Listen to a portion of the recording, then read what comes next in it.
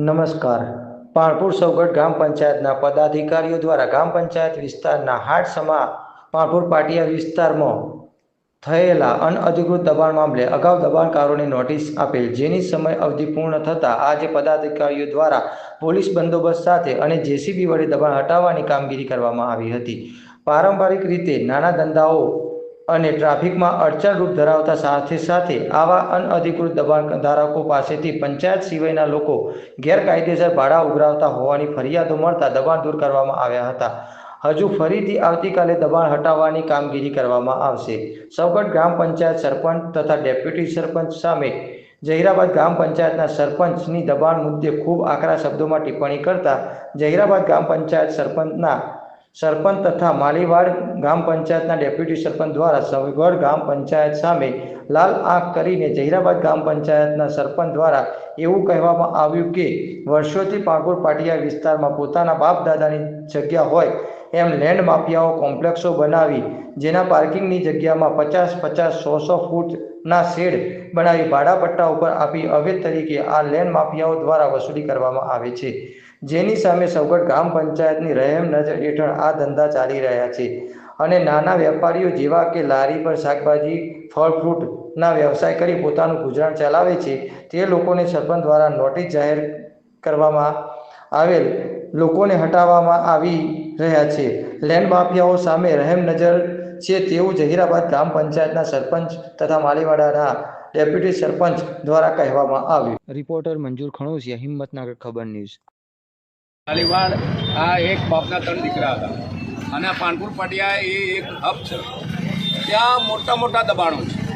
લારી ફેરવી ગુજરાન ચલાવતા માણસોને તમે હેરાન કરી શું સાબિત કરવા માંગો? તમે સાંજે 500 રૂપિયા રોજી નથી આપી શકતા, એ પરથી લારીઓ ફરે છે. એના માટે તમારે આટલો બધો જુલમ કેવો કરવાનો આવે છે? એટલે કાયદેસર જે લોકોએ તોતિંગો બનાવી છે, આરસીસીની મોટી મોટી બિલ્ડિંગો બિનકાયદેસર જમીનોમાં બનાવી છે. 10,000 ફૂટ જમીન હોય ને 20,000 ફૂટનું દબાણ કરેલું.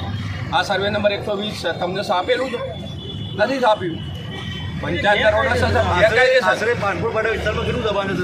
દબાણ તો જે લેન્ડ માફિયા છે એમને દબાણ કરવા સિવાય બીજો ધંધો જ નથી કર્યો. કાલે એ પણ લારી ફેરવતા હતા. આજે જે લેન્ડ માફિયા છે ને મર્ચિસ બેન્ડમાં ફરે છે એ કાલે લારી ફેરવતા હતા, એ લેન્ડ માફિયા બની ગયા છે આજે. એ માટે છાપો તમે બધા પત્રકારો. ગ્રામ પંચાયતની અંદર કેટલા અરજીઓ કરવામાં આવેલી છે અત્યાર સુધીમાં? અરજીઓ તો પંચાયત લેવલે તો અમે આજે અમારી નવી ટીમ છે, અરજીઓ આવે એનો કોઈ મતલબ નથી થતો. અરજી આવે પણ પેલી જે મોટી મોટી ગેંગો છે એમને પકડો ને તમે જઈને. પાનપુર પાટિયા વિસ્તારમાં ઓલરેડી અરજીઓ પંચાયતમાં આપેલી છે. મોટા મોટા જે લેન્ડ માફિયા છે એમના વિરુદ્ધમાં. એના માટે પંચાયતે શું કરવું જોઈએ અને કોને પ્રશાસન કયા પ્રશાસનને કામ કરવું જોઈએ? જે સરપંચ બેરો હોય એના સંભળાવવું જોઈએ અને સંભળાવો બેરાને કે ભાઈ સાંભળ, કા તને નથી સંભળાતું, નથી દેખાતું, આંખે નંબર ના હોય તો ચશ્મા લઈને આવો, 2 નંબરના મોતિયા આવી ગયા હોય તો કે મોતિયા કઢાવો, કાં તો 40 વર્ષે 42 તો બેથા લાવો ને એ લાવો અને જો ક્યાંક ખોલ રજીસ્ટર. તમારી જહીરાબાદ પંચાયતમાં પણ આવા લેન્ડ એના વિરુદ્ધમાં તમે શું કાર્યવાહી કરી? મારે 1 મહિનો થયો સર, કાલે કાઢી નાખીશ લેન્ડ માફિયાના વિરુદ્ધ. તમે મને અરજી પહોંચાડો. ગરીબ ગુરબાના ગુજરાન જે રોજ સાંજે પેટ્યું રડતો હોય એને તમે મારી નાખવાથી શું મતલબ? એને હેરાન ના કરો. કુદરતનો ઇન્સાફથી ને તો કુદરત અન્યાય થાય તો કોઈ જગ્યાનું નહીં રહે. એટલે મહેરબાની કરીને ઇન્સાફની વાત કરો. લારી ખોટી જગ્યાએ હોય, વચ્ચો વચ ઊભો રહેતો હોય તો એને હટાવી લો.